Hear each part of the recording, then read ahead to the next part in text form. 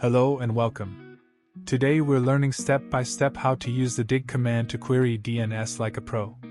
Dig stands for Domain Information Groper, a powerful tool to inspect DNS records. It is a flexible tool for getting information about different DNS records such as host addresses, named servers, mail exchanges, and more. Most DNS administrators use dig to troubleshoot DNS problems because of its flexibility, ease of use, and clarity of output. Dig Google.com shows the full DNS response, IP address, DNS server used, query time, and lots of technical details. Here we can see the version of the dig tool, the status, the type and class of the record, the time to live, and the server which answered.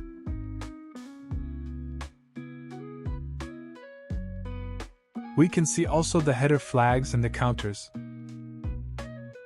Query, answer, authority, and additional.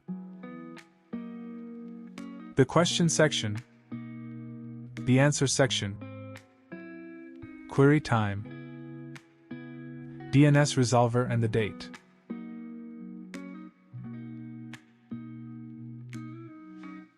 Plus short displays only the most relevant information such as the IP address for an A record.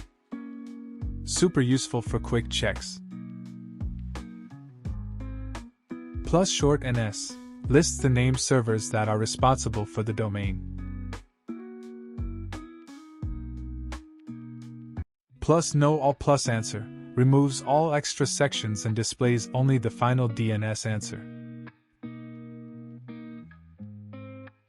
Plus noall plus answer NS, same as before, but specifically shows named servers in a clean format. SOA shows authoritative info about the domain, like primary DNS and admin details. TXT displays TXT records clearly, often used for verification or security configs. MX lists the mail servers that handle email for the domain but without extra clutter.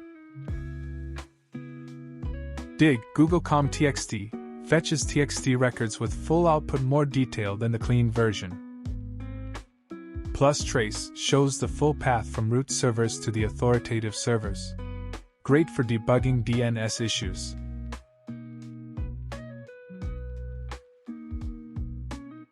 Plus noall plus answer plus trace plus nodnssec combines tracing with minimal output and disables DNSSEC data, useful for simplified debugging. Plus trace option performs a complete trace of the DNS resolution process from the root servers down to the authoritative servers. It starts by querying the root zone listing root servers. Then it moves to the .com TLD servers, since google.com is under .com. Next it queries the authoritative named servers for google.com. Finally it shows the A record for google.com, an IP address. The plus trace option shows the entire chain, not just the final answer, but who delegated to whom. Now you know how to do basic lookups, filter output, query specific records, trace DNS paths. That's the power of dig in your terminal.